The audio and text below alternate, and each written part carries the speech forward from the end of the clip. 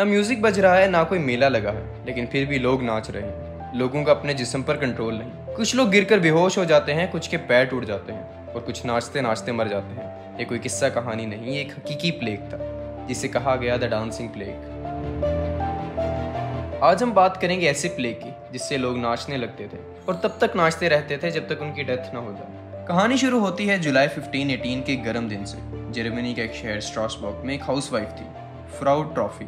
उस दिन वो अपने घर से निकलती है और अचानक शहर के बीचों बीच नाचना शुरू कर देती है। ना कोई म्यूजिक, ना कोई धुन, सिर्फ उसके हिलते हुए पैर, उसके पागल जिस्म का डांस। लोग पहले हंसे, समझे कोई नाटक हो रहा है। उसका शोर शर्मिंदा खड़ा था, मगर वो खुद बेखबर था कि उसकी बीवी को क्या हो गया है। फ्राउ सिर्फ कुछ घंटों के लिए रुकी, अपनी नींद पूरी करने के लिए। फिर अगले दिन सुबह के वक्त फिर उसके पाँव हिलने लगे और इस बार उसके पाँव जख्मी हो चुके थे, खून से भर चुके थे। वो फिर भी नाच रही थी।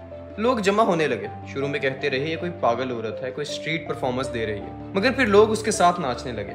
पहले 2, 3, फिर 10, फिर 30 लोग। जैसे किसी इनविजिबल वायरस ने इन सबको गिरफ्तार कर लिया।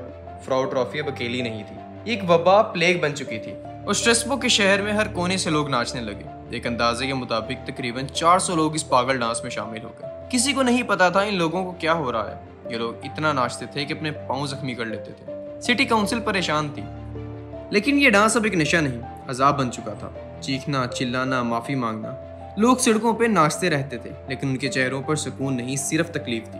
वो जख्मी पैरों से नाचते रहते थे, उनकी तकलीफ उनके चेहरों से जाहिर थी, मगर फिर भी वो खुद को रोक नहीं पाते थे।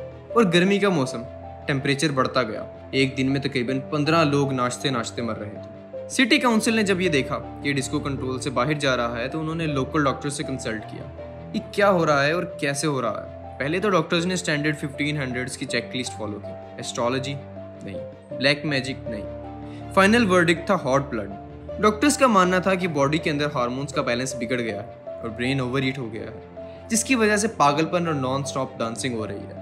और जब मिडिवल जमाना हो तो इलाज भी उसी स्टाइल का होगा, ब्लड लेटिंग, यानी जिस्म के ऊपर कट लगाना ताकि मरीज के जिस्म से खून निकाला जाए और हार्मोन्स वगैरह बैलेंस में आ जाए। लेकिन प्रॉब्लम ये थी कि बंदा हील ही रुक नहीं रहा, तो उसका खून कैसे निकालें। तो डॉक्टर्स ने डिसाइड किया अगर नाचने से मसला है तो और नाच लिख दो। डॉक्टर्स ने सिटी काउंसिल को कहा कि म्यूजिशियंस को हायर करें और म्यूजिक बजवाएं। ये लोग और ज्यादा नाचेंगे और खुद ही घर चले जाएंगे।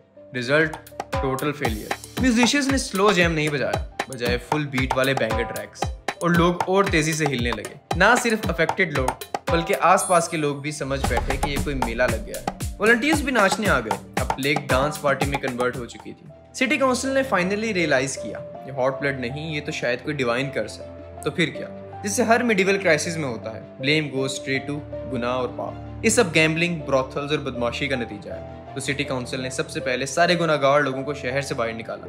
गैम्बलिंग बंद, शराब खाने बंद, और फिर चर्च के सेंट को रिश्वत दी और एक 100 पाउंड की कैंडल कैथीड्रल को गिफ्ट की। प्लेग चलता रहा और इनफैक्ट आउट ऑफ कंट्रोल हो गया।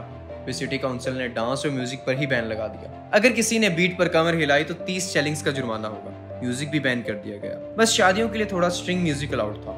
वैसे 1518 से पहले भी यूरोप का डांस फ्लोर कभी खाली नहीं रहा। 1317 में भी एक बिजार आउटब्रेक आया था। इस बार शहर था आशेन। यहाँ लोग हाथ पकड़कर गोल गोल घूम रहे थे, एक सर्कल में, और लिटरली ट्रांस में आज तक नाचते रहते थे। फिर एक पॉइंट पर सब गिर जाते थे, थक कर, बेजान होकर। लेकिन आशेन के ऑफिशियल्स ने कुछ और ही डायग्नोस किया, इन पे तो शैतान हावी हो गया है। फिर एक्सॉर्सिस्ट को बुलाए गए, होली वाटर लेकर डांस सर्कल्स में फेंका गया। लेकिन ऑनेस्टली लगता यह था कि आशीन वालों को समझ ही नहीं आया कि क्या हो रहा है, और जब समझ ना आए तो ब्लेम किस पे जाता है, औरतों पे। 1518 के 10 साल बाद फिजिशियन पार्सिलस स्ट्रासबर्ग आया ताकि इस डांसिंग प्लेग का पोस्टमार्टम करे। उसकी थ्योरी सिंपल थी, ये फोर्स नेचुरल डांसिंग एक फिजिकल रिफ्लेक्स है। जिस्म के कुछ पार्ट्स ट्रिगर हो जाएं तो आदमी बस नाचता रहता है। क्योंकि ये 1526 था, उसने भी एक्स्ट्रा मिर्च मसाला डाला।